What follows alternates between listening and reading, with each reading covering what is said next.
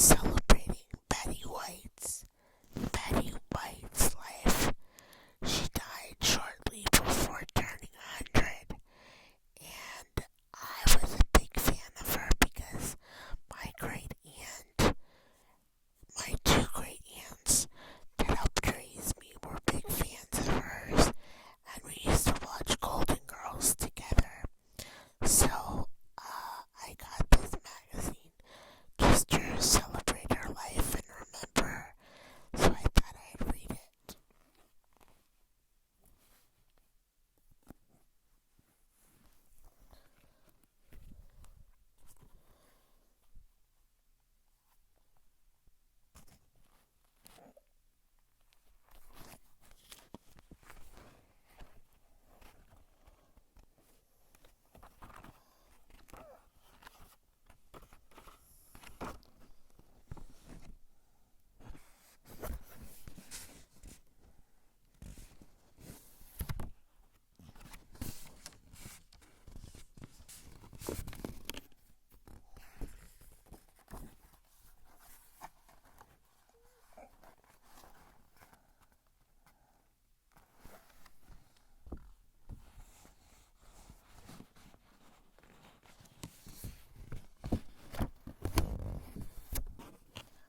I think she was classically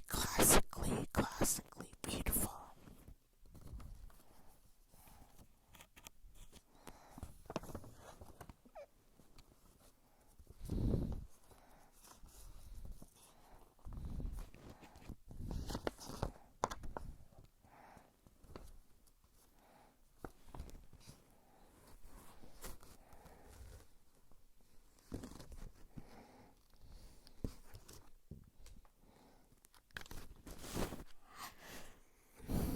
As Betty White celebrates her 100th birthday, a bit of historical context. She debuted on the Earth before The Great Gatsby, the Soviet Union, or the Lincoln Memorial unleashed her inaugural infant. Well, as the 20s were just starting to roar, vaudeville was still alive, Hollywood was still silent, and the first blocky RCA console radios were making their way into America's living rooms. And ever since then, throughout this Betty White century, the indomitable trooper has given us endless reasons to love her, from the mischievous smile of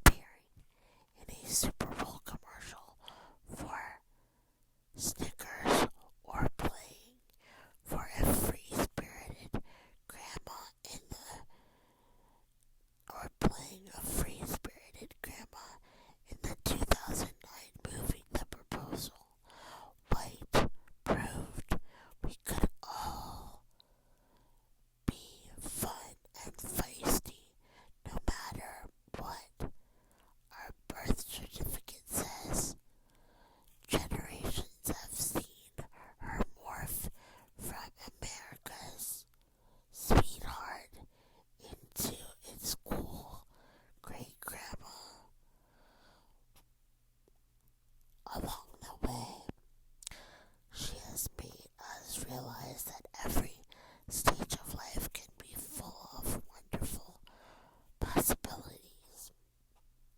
She also she's also grown used to fans asking for her secrets to longevity, and she has a ready answer, having a sense of humor, looking at the positive side and not dwelling on the downside. White told people when she turned 99, also having a good agent who keeps me busy all the time. We all want to live life to the fullest. Thank you, Betty, for showing us how.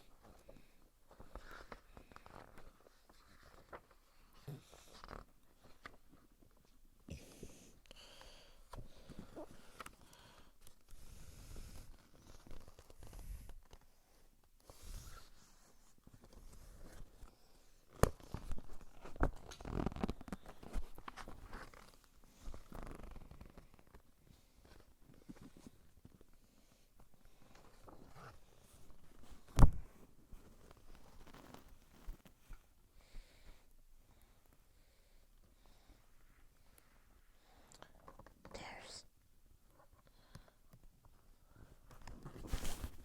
there's just many, many pictures here. There's pictures of her getting Emmys, pictures of her with Ellen, pictures of her with other co-stars from different TV shows.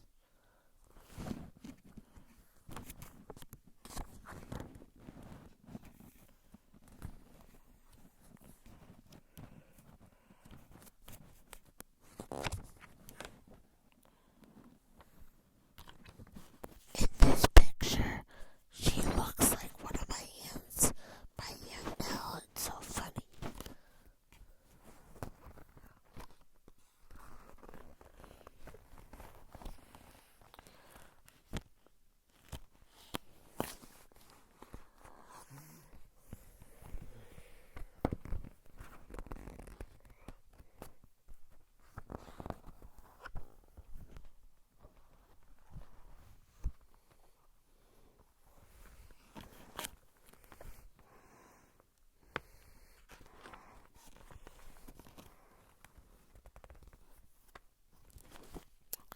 Life, it seemed, was always a laughing matter for Betty Marin White from her first day on the planet, January 17th, 1922.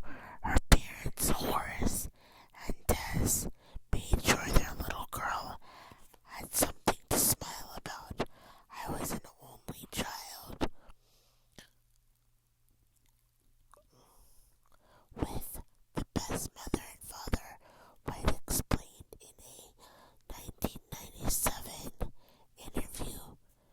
Nobody played it straight in our family. We'd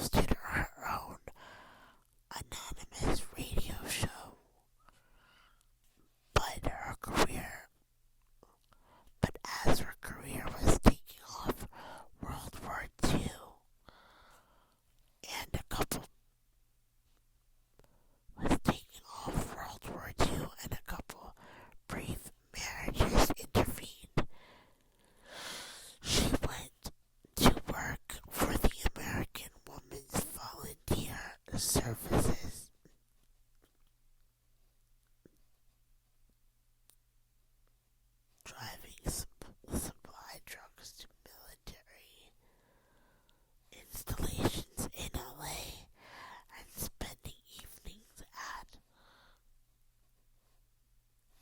local recreation halls, dancing and talking to servicemen from far away from home. White married one of the young men pilots.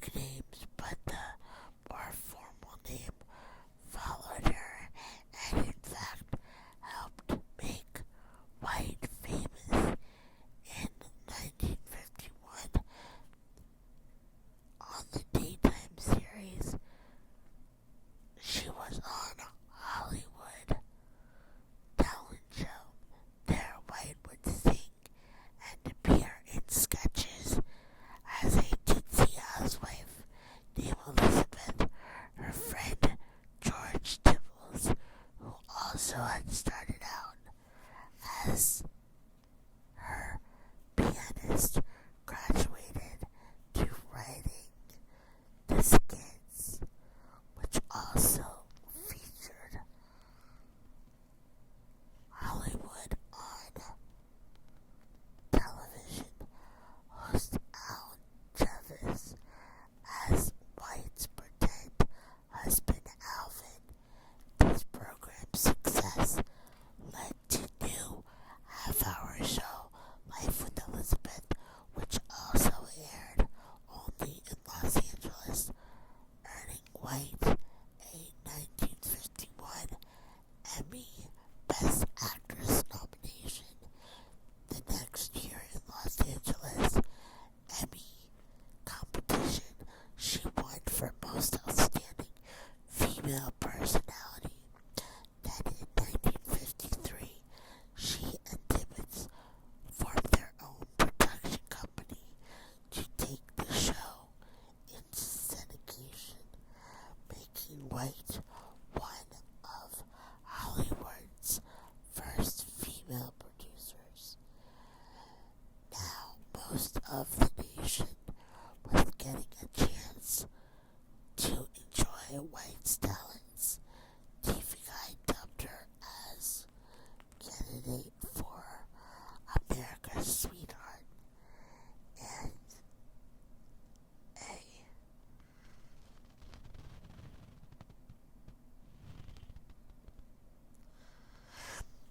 a poll by another magazine, Televiews, found that she was the female personality viewers would most likely invite to their homes.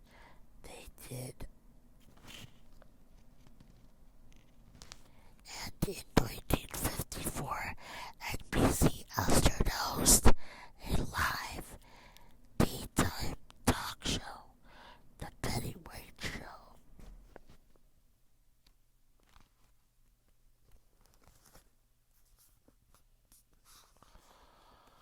for which she sang her own theme song. Each episode featured celebrity interviews, live commercials, and